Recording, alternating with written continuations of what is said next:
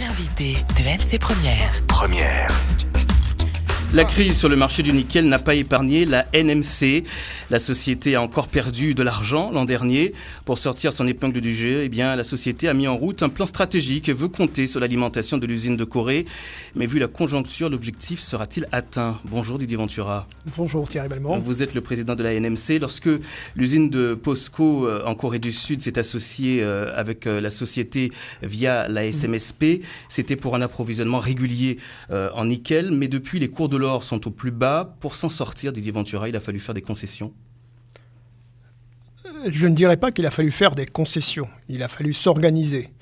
Et je tiens à dire que cette augmentation de production qui était nécessaire pour le développement de l'usine de Corée est aussi une bénédiction pour nous. Parce que ça nous permet, dans cette situation de crise, de bénéficier d'effets d'échelle par cette augmentation de production et qui nous permettent donc de sauvegarder globalement l'emploi alors que nous sommes même en crise. Oui, une augmentation de production à quelle hauteur ?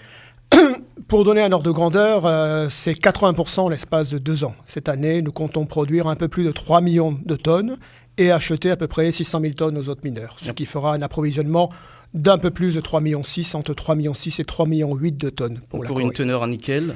Pour une teneur en nickel un peu inférieure à 2%, disons 1,95 en moyenne. C'est pas ce qui était prévu, c'était un pourcentage beaucoup plus élevé à l'origine. Alors initialement, effectivement, la teneur d'alimentation prévue était plus élevée. Nous avons choisi de la baisser de façon à améliorer, je dirais, notre production, à augmenter la durée de vie de nos sites. Et effectivement, ça pose un problème économique. Il y a moins de nickel dans le minerai, donc il faut en produire plus. Alors, la réalité, tout de même, Didier Ventura, c'est que la NMC affiche des pertes depuis de nombreuses années. En 2014, la société a affiché un déficit de plus de 2 milliards. C'est énorme. Les dividendes de l'usine de POSCO, est-ce qu'ils permettent aujourd'hui de compenser ? Alors, n'oublions pas que nous sommes maintenant en crise, donc pour l'instant on ne parle pas de dividendes. Ceci étant dit, l'usine de la SMSP en Corée, aujourd'hui, ne perd pas d'argent, ce qui est déjà très important. C'est déjà un des rares producteurs au monde qui ne perd pas d'argent. Donc notre problème n'est moins de céder des dividendes pour vivre, c'est de trouver notre propre compétitivité grâce au volume et à la stabilité du marché que nous avons avec notre usine en Corée. Oui, vous ne perdez pas d'argent, vous ne recevez pas de dividendes. La SMSP donc, n'a pas reçu de dividendes en 2015, ne devrait pas recevoir non plus pour cette année, vous confirmez ? Je le confirme. Oui. Quelles ont été les pertes l'année dernière ? Alors, vous parlez des pertes de la NMC. Oui. Alors, de l'ordre du point de vue opérationnel, de 2 à 3 milliards de francs CFP. Mais avec des effets comptables, les comptes sont à peu près équilibrés. Ce sont des effets comptables. On ne s'arrêtera pas là. Disons clairement que la NMC n'était pas en mesure d'être compétitive et qu'elle a beaucoup, depuis plusieurs années, développé sa compétitivité. Et c'est là que se trouve l'argent. Et je voudrais revenir un peu sur votre question sur les dividendes, parce que notre problème n'est pas tellement une course aux dividendes.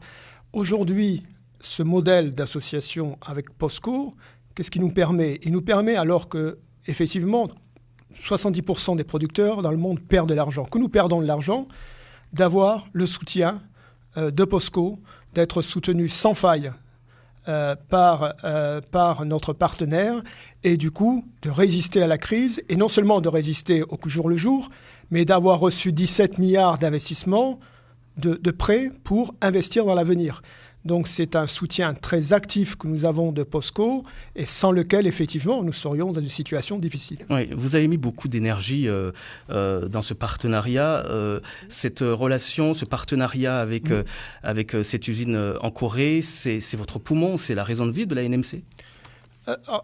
Un poumon, oui, effectivement, comme je le dis aujourd'hui. Sans cela, nous serions effectivement dans une très mauvaise situation. Mais encore une fois, je voudrais revenir à la NMC. Notre objectif en tant qu'NMC, en augmentant la production, c'est de créer des effets d'échelle et d'améliorer notre prix de revient.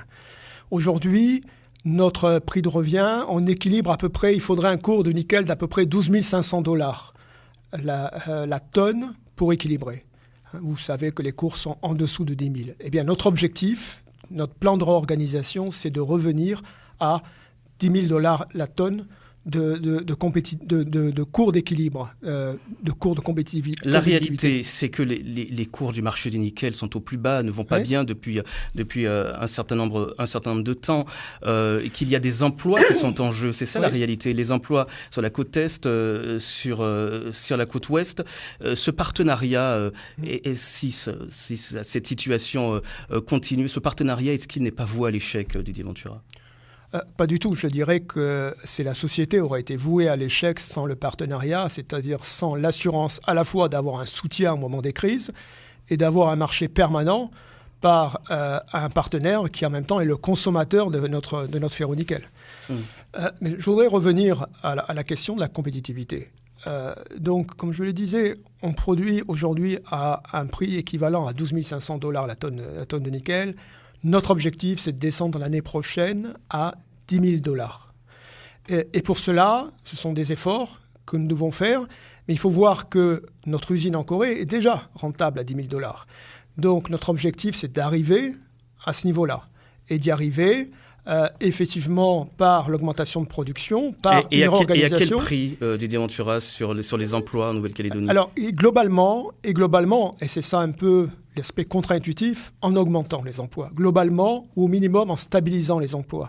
Mais d'une manière différente. Mais vous avez dit tout de même qu'il fallait avoir des priorités, qu'il fallait faire des économies. Vous avez dit, Didier Ventura, qu'il fallait faire des économies sur tous les postes, notamment auprès de la sous-traitance. Donc il y aura des conséquences sur l'emploi. Il y a des conséquences ponctuelles. C'est-à-dire que globalement, on restructure l'entreprise et on augmente les emplois dans la partie productive et on réduit un certain nombre de postes et de frais fixes au niveau des services supports. Ce ne sont pas des licenciements déguisés Pas du tout. Pour l'instant, on est dans un plan qui est en train d'être discuté avec le comité entreprise et puis il y aura des discussions, on espère peut-être des départs volontaires et en même temps, je l'assiste, des embauches. Cet après-midi, je vais à l'Université Nouvelle-Calédonie inaugurer une formation de 1 an pour une dizaine de jeunes techniciens embauchés autour de nos mines qui vont étudier 1 année à l'Université de Nouvelle-Calédonie et au centre de formation de Poro pour être des techniciens de mines. Ça veut dire bien qu'on investit dans l'avenir, qu'on embauche, qu'on continue à embaucher dans un certain nombre de domaines. Mais il faut s'adapter à l'avenir, il faut s'adapter à la situation nouvelle du marché du nickel. Ça veut dire qu'il faut restructurer peu à peu l'entreprise et le faire. C'est vrai que ça demande des efforts. C'est-à-dire que les belles années sont terminées et maintenant il faut faire face à la crise. C'est ce que vous nous dites. Et que les sites miniers doivent faire face à cette réalité-là. Je pense qu'il ne faut pas voir la crise comme un aspect ponctuel, comme une sorte de vague passagère. Nous la voyons comme une dégradation de long terme des cours du nickel. Ça veut dire que la crise va durer, selon vous ? C'est-à-dire que la dégradation des cours du nickel va durer. Vu les stocks, avec 6 mois de production de stocks dans le monde, on sait que cette crise est appelée à durer et donc que les cours vont être bas sur le très long terme. Donc il faut se structurer pour cela. Didier Ventura, vous restez avec nous à partir de 7h10. On se retrouve avec les questions d'auditeurs.